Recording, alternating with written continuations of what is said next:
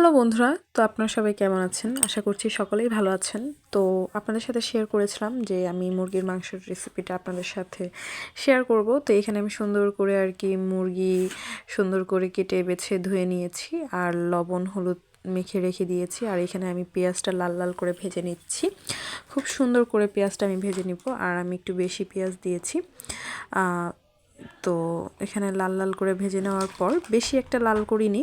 আর এখানে আমি মুরগির মাংসগুলো এক এক করে দিয়ে দিচ্ছি। আর দিয়ে দেওয়ার এক পর্যায়ে এটা কিন্তু ভালো করে আর কি আমি আগে পেঁয়াজের সাথে ভেজে নিব, যাতে কোনো মানে মাংসর একটা স্মেল থাকে যেটা সেটা যাতে না আসে। তো এখানে আমি ভালো করে আর কি মাংসটা ভেজে নিচ্ছি আস্তে আস্তে করে। প্রথমে চুলার তাপটা কিন্তু মিডিয়াম রাখতে হবে, না হলে কিন্তু পুড়ে যেতে পারে।